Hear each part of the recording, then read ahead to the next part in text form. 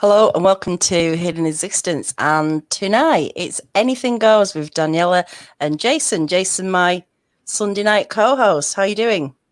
I'm doing well. I'm just really excited about the fact that we've named our little niche of the of this world after a song from a Indiana Jones movie. Oh, I never even thought of that. Yeah, it's the opening song for Indiana Jones: The Temple of Doom. It's what what's her face is singing.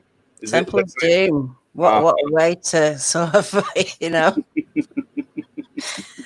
put on the. We've only just started in Temple of Doom already, but it's all good. It's all good because I thought, what we're going to talk about tonight? What could we talk about? And we can talk about anything. We can talk about anything. You did bring up a very interesting subject. Mm-hmm. You brought up blah, blah, blah, and I thought, oh yeah, it's my favourite subject. That I love talking about that. So, yes, the Cadborosaurus. Yes, that's the one. Yeah.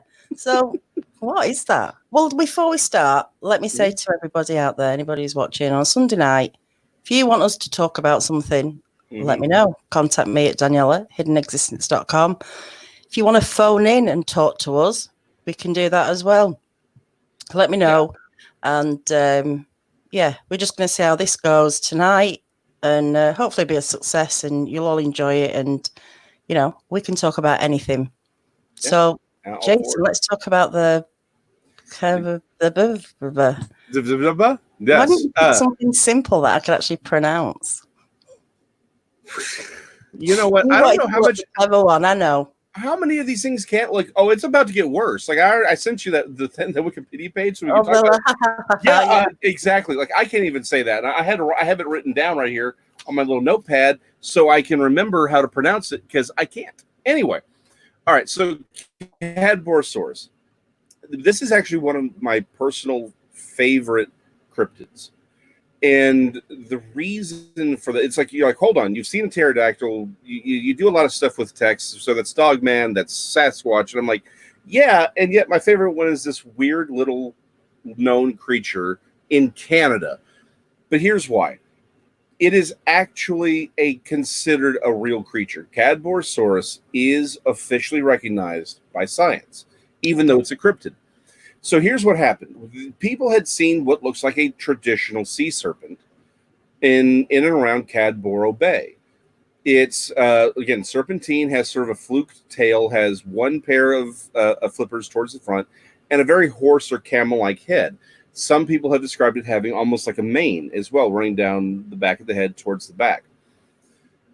In the early 1900s, at a whaling station, they brought in I believe it was a sperm whale.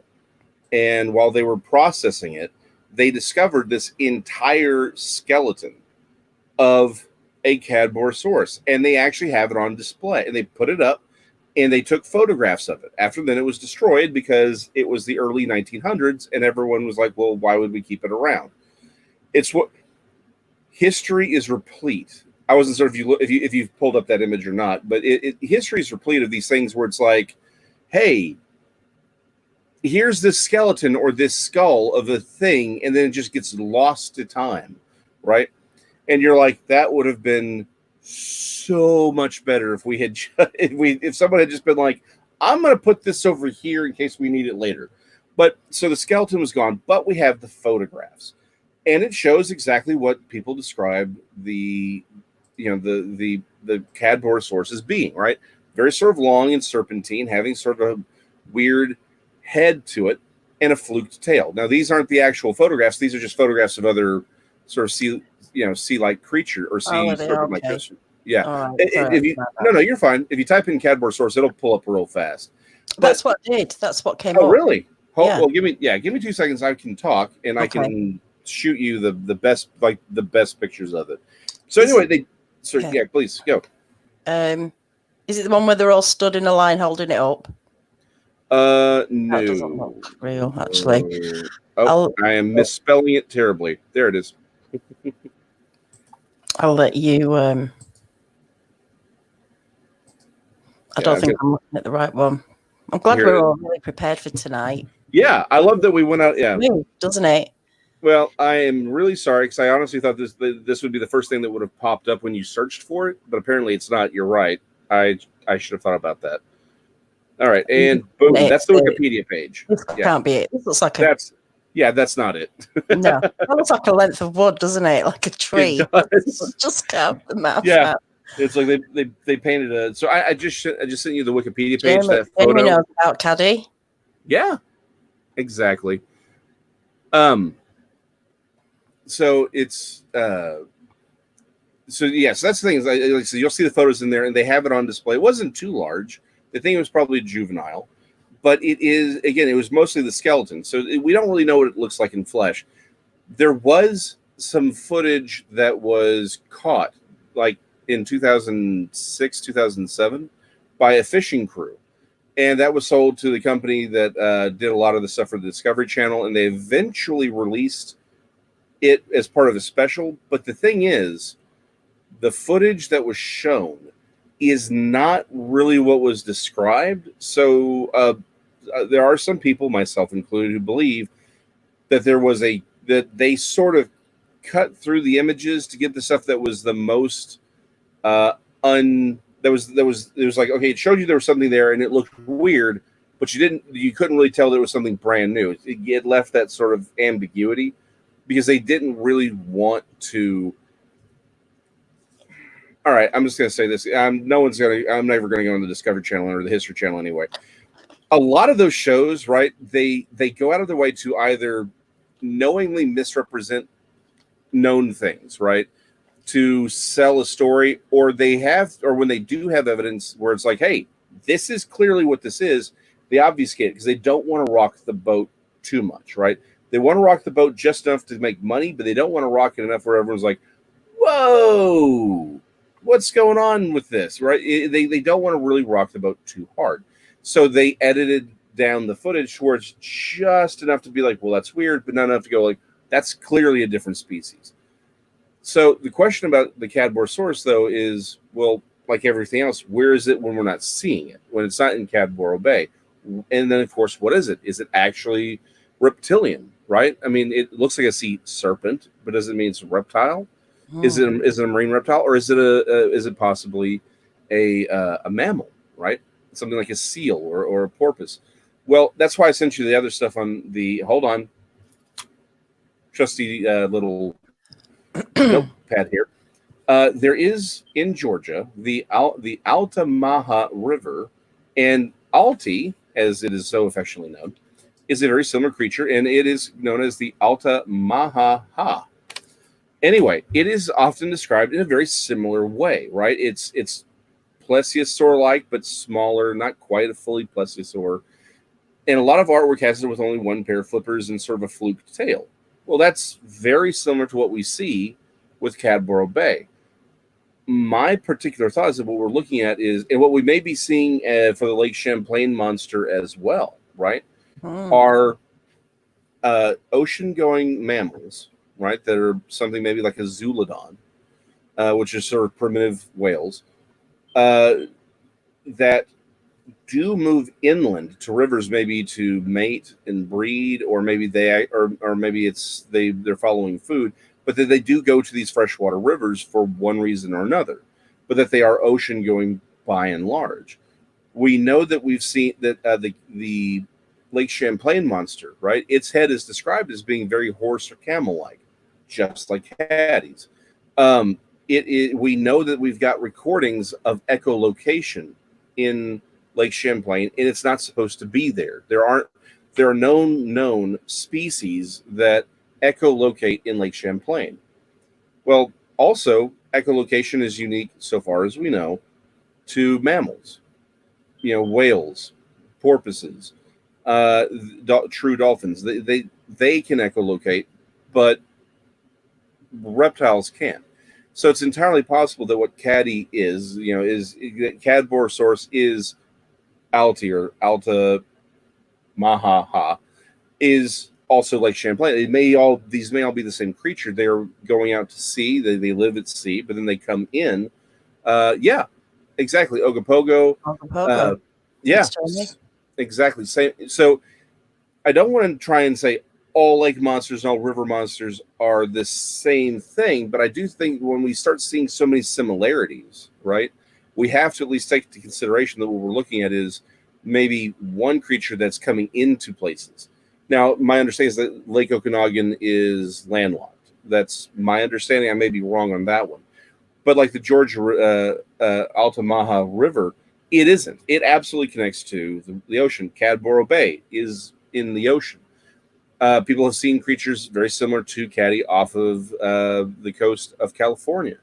So it looks like there may be an unknown, species of possibly Zoolodon, maybe anything, or maybe they are reptiles. We don't know.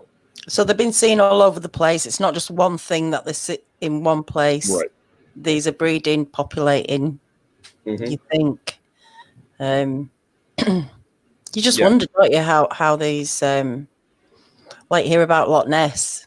Mm-hmm. If Loch Ness exists, it can't be breeding anymore, can it? I mean, wouldn't we start seeing loads of little Loch Nesses about, loads of little caddies about, and Mm-hmm. I don't know. I guess it's survival, isn't it? Yeah. Well, so here's the thing. Thank you for bringing up Loch Ness. I was going to avoid it for, because we're talking about Canada, but actually that's a great point and something that's really interesting about Loch Ness itself. Most of the sightings only start occurring after that channel was built into Loch Ness. Like, so the River Ness, right, does go out to the ocean, but there is a section of it where it's very, very shallow, right? I mean, it's like literally it's just right there. It's really hard to imagine any large ocean-going creature crawling across that for like 1 or 2 miles.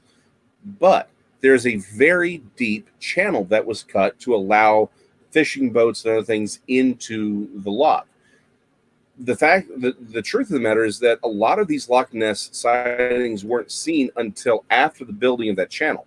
So it's possible that that actually sort of allowed the Loch Ness monster in, right? So that what we're seeing is maybe it's related to the Cadborosaurus, right? Maybe it is similar, but it's a visitor to Loch Ness. It isn't indigenous. Maybe it's following in the ocean, the ocean-going fish, and it's just following him, and it leaves every once in a while and just comes back whenever it's appropriate.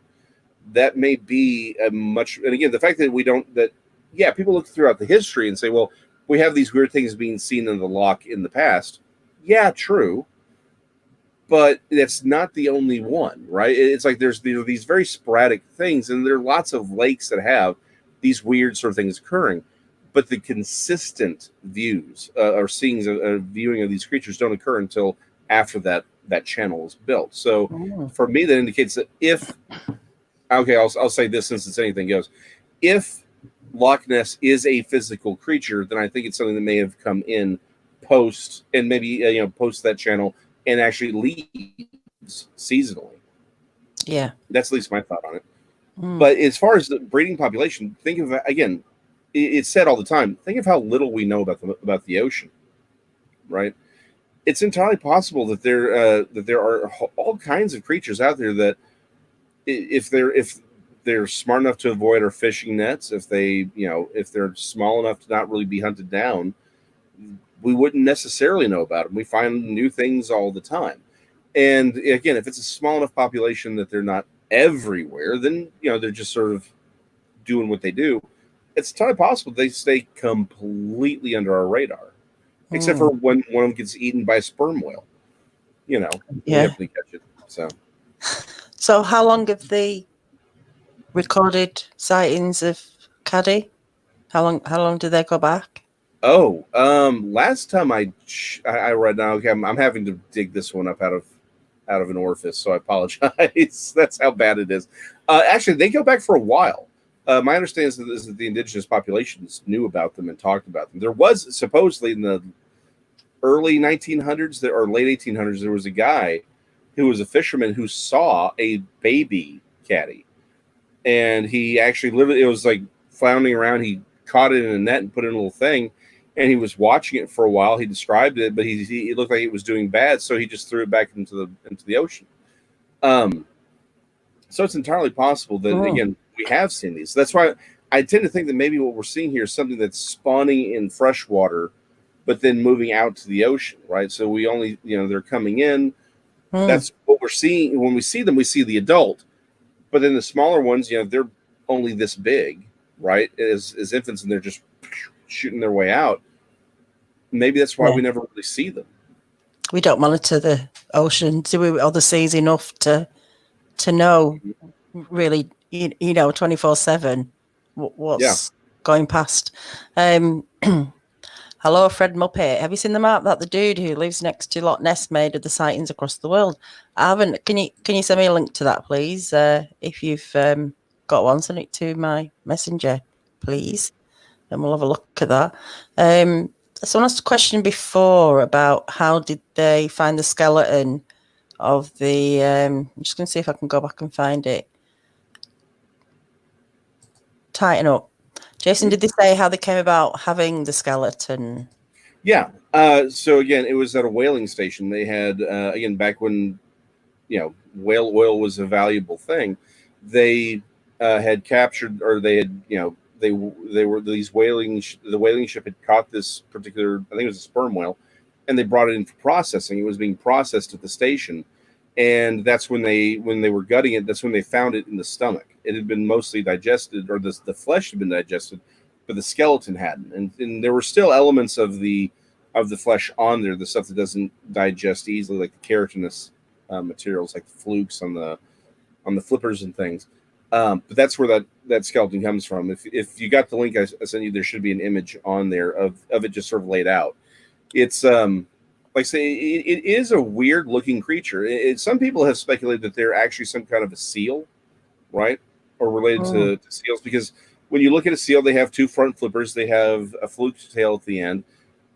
So some people have speculated there is sort of like a mega seal out there with a long neck, and that this would be one of them.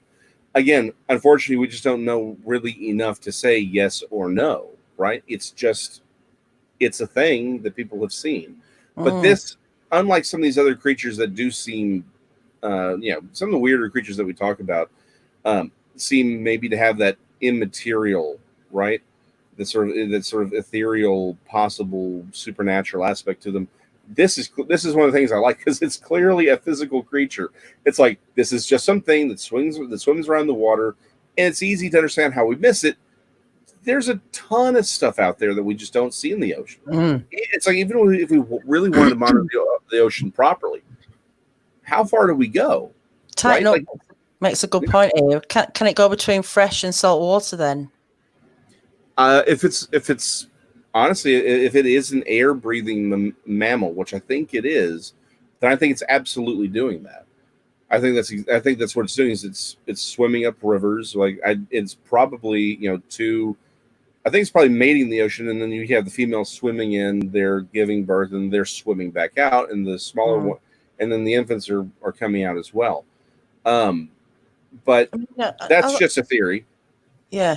But I mean, the designs of rivers going into the sea, basically there's a drop-off point, isn't there? Mm-hmm. So there isn't a mix of river water and salt water. If you're in the river or the lake, say, but maybe there is areas where they can, go off to on that drop level to, I don't know, whatever they do, hang out and Well, that's the thing, right? There are a ton of even fish that will, that breathe water, that can move in and out of salt water, like the Mekong Delta catfish, which gets absolutely huge. They tend to live in these very brackish water. It's really high in saline. The shark, I just forgot the name of it. It's a really super aggressive shark. I just completely forgot the name of it. Anyway, sorry. They've been known to swim into fresh water as far, like they've been found in the Mississippi, but they'll go all the way up to the Ohio River. I mean, this is basically going the entire length of, or at least the height of America, right? So they're going from the ocean up the Mississippi River as high as Ohio. I mean, basically they're almost they're not that far from the Great Lakes at that point. So there are certain, catfish, sharks that absolutely do this on the regular, and eels, right? Even the quote unquote freshwater eels that we have both here in America and in Europe, they will spawn in the sea and then move inland, right? They live their lives in freshwater, but they spawn in ocean water. Bull shark. Thank you, Janine. Janine Salfrank. Yes. Salfrank. Thank you. Yes, thank you. Bull sharks. Those things, Matt and Evan, tighten up. I'm sorry, I saw Janine's first. But yeah, everyone's right. Bull sharks. Those things are mean. In fact, Jaws is based on a story about a bull shark that happened in New Jersey, the turn left in like the 1920s, I think. But those things, they can live. So again, if we see it there, we do have freshwater dolphins and ocean-going dolphins. And we have some that go back and forth. So it wouldn't be a surprise, particularly if caddy is a mammal, that it would move between freshwater rivers and oceans, right? For whatever reason. It's interesting. I really don't know enough about it. I know there's someone who thinks that's why I love it. Loch Ness is some big eel, some big giant eel. Yeah. That's one theory, isn't there, about the Yes. Hello, Jeff. My friend Jeff Townsend's in. Bull sharks will attack anything. Yes, they will. They will. The savage. Oh yeah, no, that's actually that's one of the reasons I love living in North Texas. Unfortunately, while we no longer have eels as far north as Dallas, right? Because we have a lot of locks and a lot of dams, so they can't migrate in. That's I view that as a shame. It also means bull sharks aren't going to be swimming this far up either, because like we live off the Trinity River. The Trinity River is what allows life in North Texas basically to exist. But it does connect to Galveston Bay, so they could absolutely swim all the way up here. Except we have dams that are keeping them out, so I'm okay with it. But genuinely, bull sharks, that for people who live in Louisiana and off of the Mississippi River, that's one of those things where I'm like, man, that's something to watch out for, because they've been found very far inland. They are high, and they're very aggressive species. But yeah, overall, I mean, that's the thing, is there is a theory. In fact, I had a chance to explore it in this. Man, this book's supposed to come out eventually. I haven't heard back from the publisher yet. Last time I heard, they were all excited about it. I'm like, okay, well, let me know when it actually comes out. But I got a chance to talk to the geneticists that recently did a study of Loch Ness. Right, they did that eDNA study, and it's an interesting process. I found it really. And of course, they said one of the things they were very close. They point out is, yeah, if it was, all they could do was what they saw, right? That's the thing, is all the DNA came back as something known. But the problem is, if it was something like a European eel, right? But say it was a European eel of enormous size, they wouldn't know, right? Because in order for them to, it's weird about DNA. Unless you know it's a subspecies, and you're like, hey, here's this weird subspecies, and you tag it, and you're like, oh, here's all the weird stuff about it. Unless you have it called out, it will look like the normal thing that you already know exists. Right. So the thing that got me doing, because again, this book's about creatures of North Texas, is there is a creature supposedly in one of our lakes, right? Lake Granbury, that beached itself. It was supposed to be 20 feet long, and the woman who saw it described it as looking like an eel. Well, okay. So it's like, well, yeah, I mean, it's possible that there are these giant eels. It's just, it's entirely possible these things are real and that they aren't hiding in sort of plain sight, right? It's a few of them that for whatever reason they get unusually large. That's what people see. But it's very clear that whatever caddy is, it isn't an eel, right? It is definitively not that. But we also don't know what it is either. And that's one of the things I love about it. It's like we have just enough evidence so it is real, like so many of the other things we talked about. We have enough evidence to know it's absolutely real. It's a material creature, but we still don't know what it is. And you're just like, seriously, people, can we not keep a hold of anything? It's frustrating, isn't it? Yeah. It's frustrating. It is. Almost like Bigfoot in a way. Yeah. Although we're just not there yet, are we? We're just not there to knowing. Exactly. Matt Matt never mentioned. Just trying to find it now. Stellers Sea Cow. Stellers Sea Cow. Yeah. It's supposed to be extinct. Yes. It's so the thought is that the Stellers Sea Cow is related to the manatee or the dugong, depending on which one you want to go with, and there is a theory that Caddy is either related to or is a Stellers Sea Cow, right? The only reason I think it's definitely possible they could be related. The Stellers Sea Cow, though, seemed a little bit dumpier, a little plumper, a little more slow than what Caddy seems to be. Caddy seems to be pretty fast, right? It doesn't seem to, and again, they seem to be able to escape whales sometimes. So it seems like they're probably not as they're probably, if they are related to manatees, they are sufficiently different to not be the Stellers Sea Cow. But I do think it's definitely in the running. I can't take it out of the running for a possible example of who or what Caddy is. Like I said, the Stellers Sea Cow seems a little plumper than Caddy is. And if you look at where the front flippers are, right, it's real close to the head. If you look at this, if you compare it to the skeleton of the of Caddy, it's the flippers are definitely further back. There's definitely a longer neck.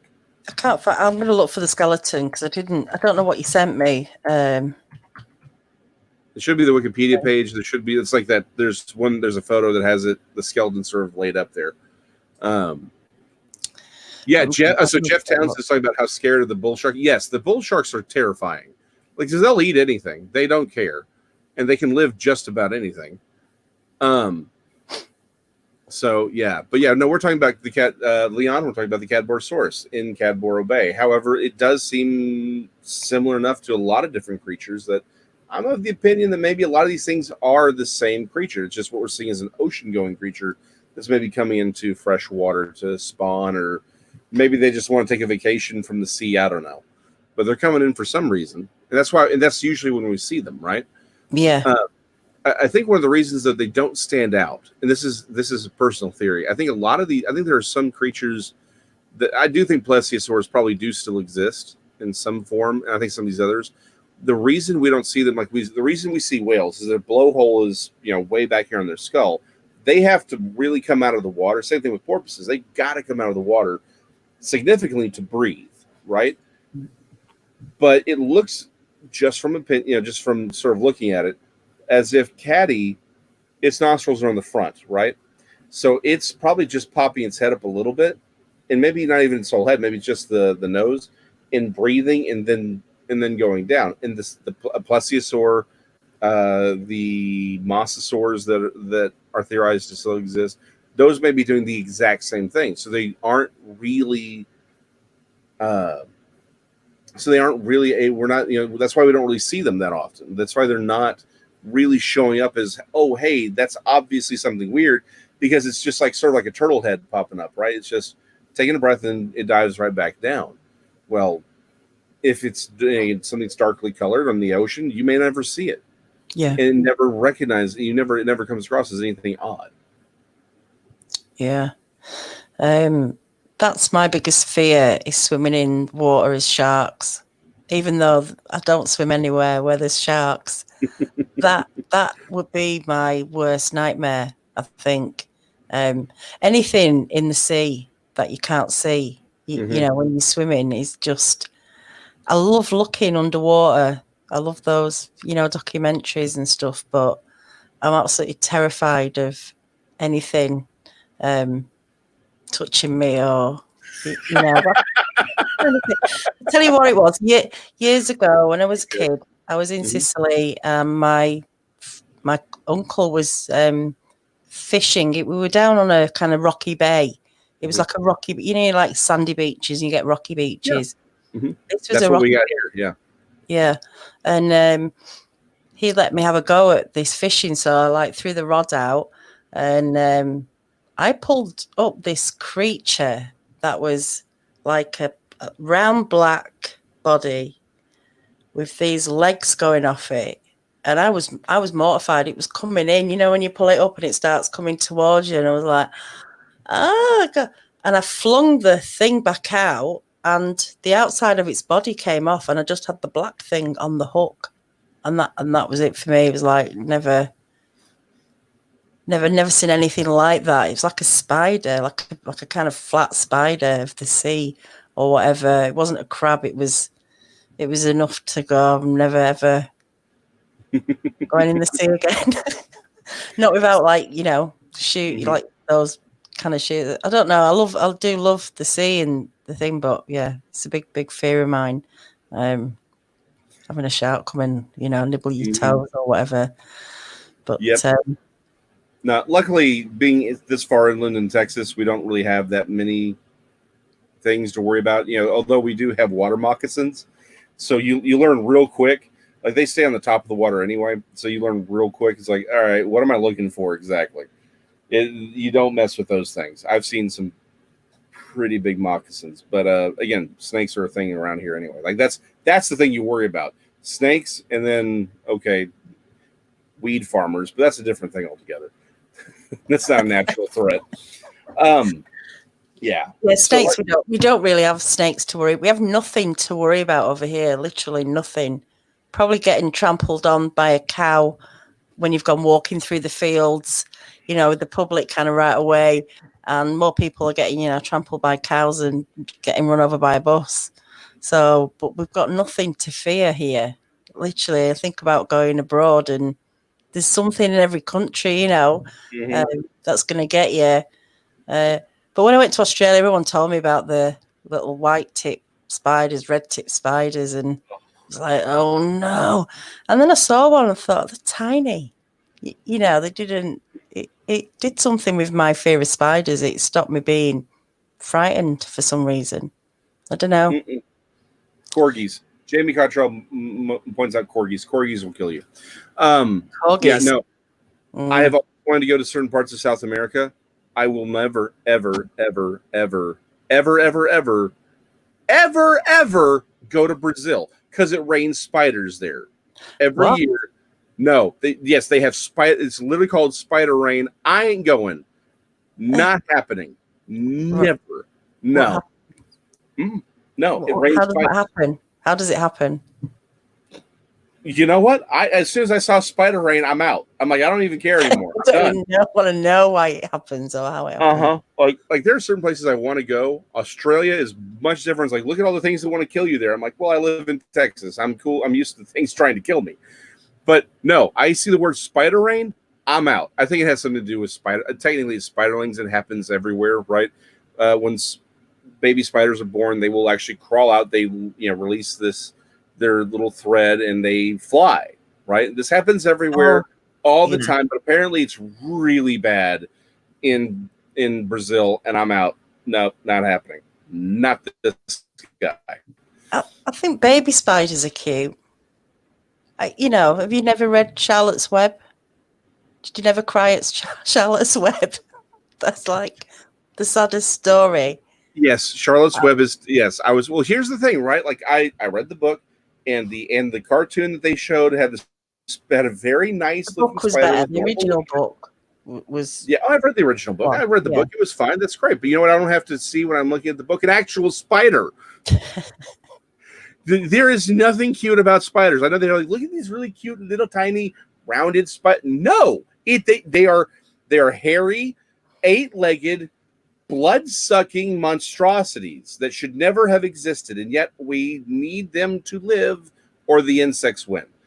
I'm just happy that they're out there and I'm in here, and as long as they stay out there, I'm happy. Yeah, it's funny, isn't it? These little creatures that just scare the pants off us. I actually took some photos today in the garden, and I know for a fact that one of my friends would have a fit if she even saw the picture of this. She has a fear of butterflies, anything that can fly, basically. Let me put this up. And I don't know what it is. What makes us scared of these little fluffy things that help the environment, and do more for us than we'll ever know. And yet when one, jumps on our shoulders. We scream like little girls, and I become a friggin' ninja when if I walk into a okay. That took me for a second. Moth, yeah, it's a nice little moth. Yeah. Yeah, so I walk into a web and I don't know it's coming. I'm a friggin' ninja. It's I will embarrass myself and I will not stop myself. Jeff Townsend said, if you're beside me when I walk into a spider's web, I'm liable to hurt both of us. Oh yeah. Like that, yeah. Suddenly you become a karate expert, don't you? All the Oh yeah. I will break dance. I will levitate in order to get away from that. True story. I was on the I did okay, so basically archaeology was my minor. It's technically anthropology, but it was really archaeology. They didn't have a way of saying archaeology. Anyway, it's weird. It's a long story. Anyway, long story short, we're taking some stuff back to the school, and I'm in the van, and I look up, and out of the corner of my eye, I see a brown recluse about that big, just sitting there on the ceiling. Before I realize it, my pocket knife is out, and I'm ready to stab the ceiling of my professor's car to impale this thing. And they're all like, Jason, I'm like, wait, what? And I look and I realize, oh, I have my knife out. Like, I didn't even realize I'd done it. I was just like, holy crap, it's a spider. And it's like, my arm was like, all right, we know what we're doing here. It had it out, ready to go. I was ready.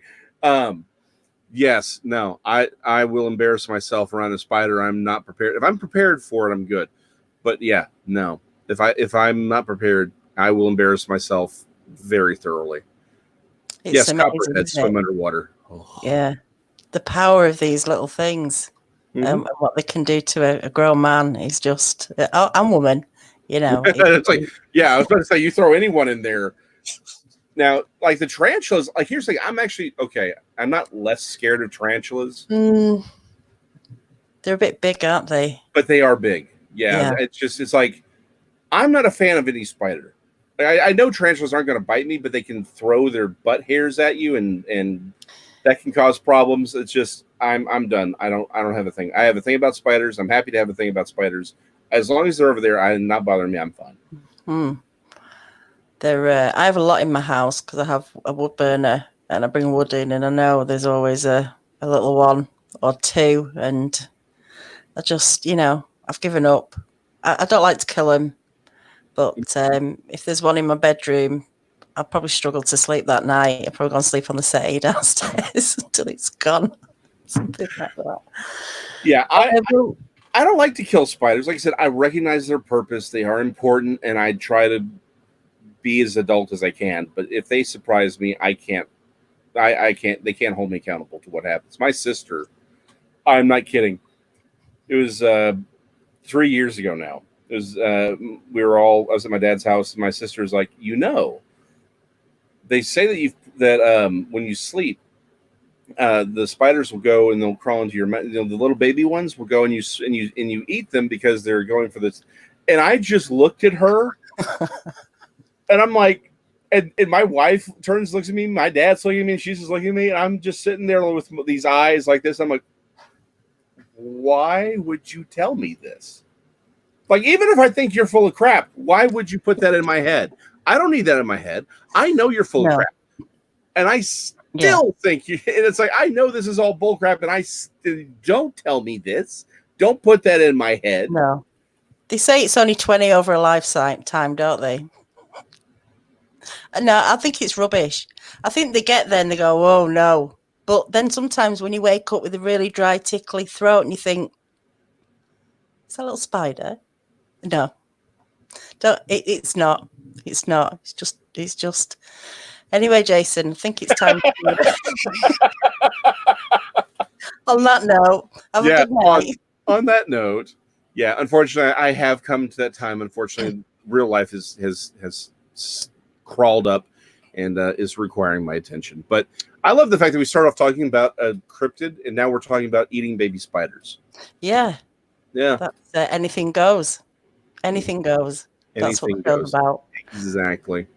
So, guys, thank you for joining us tonight. I know we're cutting a little bit short, but it was a little bit kind of like impromptu, wasn't it? Just spontaneous. Let's just do this, and I think it's gone all right. So, guys, let me know what you want us to talk about. If you want to join in the conversation, you can ring in. You can come on and join us if you've got something to talk about that we haven't got a clue about, because we're all for learning and knowing more and sharing information. So thank you, Jason. I've enjoyed it. Oh, Daniela, I love every minute of it. And of course, I'll see you tomorrow on Texas Front Porch. Yeah, I can't wait. So I'll be on Texas Front Porch, the Trinity Paracryptid research. I need to write this down. And it's also, Trinity Paracryptid Research is the channel. Yes. Yeah, got it. And also, if you don't like, if you don't want to see another Bible study, go over to Jason's channel, which is not another Bible study, which is a Bible study. But it's good if you like that sort of thing, and I'm sure lots of people do. And I've actually watched a couple, and they're quite fun to watch. Oh, well, thank you. I'm glad to hear that. Not probably my cup of tea, but I'm learning stuff. So, it's good to sometimes delve into something that you don't think you're going to enjoy, because you might just enjoy it. Exactly. That's exactly it. Like, you don't know. There's the old saying, you don't know what you don't know, right? Yeah. It's like how do you know you don't like it until you try it? Honestly, I do. My plan eventually is to make it to Scotland and try real haggis, right? Yeah, definitely. It's like, if you're going to go to Scotland. I mean, I got a bunch of. I want to make it to Europe. I got a lot of things I want to see, but I do want to see Scotland. I do want to actually eat haggis. And it's like, I don't know. I mean, there's some of the best times I've ever had where it's like, I don't know anything about this. Let's just go do it. Right. You could have a haggis burger by Loch Ness. I bet they do them up there. There you go. And deep fried Mars bars. That's another popular dish in Scotland, apparently. Really? Deep fried Mars bars. Yeah. Huh. Look, we'll talk about that next week. Yeah, let's talk about that. So deep fried foods, Dallas, the Dallas fair that we do every fair, the state fair of Texas, it's in Dallas. We will talk about fried foods. You ain't seen fried foods until you've been here. Let me tell you that. I did see a program once on people eating deep fried critters. Mm-hmm. They were trying these different little critters. I'm saying critters because I know a couple of people didn't like me saying critters for some reason. But yeah, look, we've got so much more we can talk about, but we're going to call it a night here. Jason's got to go. Thanks again, everyone. I'll see you tomorrow over on Tex's channel. And I've put a link in the description of Jason's channel as well. So go and check Jason's channel out. Have a good night, everyone. Thanks again. Lots of love, Jeff, my friend there. Everyone in the chat, if you will, send out some love to Jeff Townsend, because I know he'd really appreciate it. All right, everyone. Good night. Night.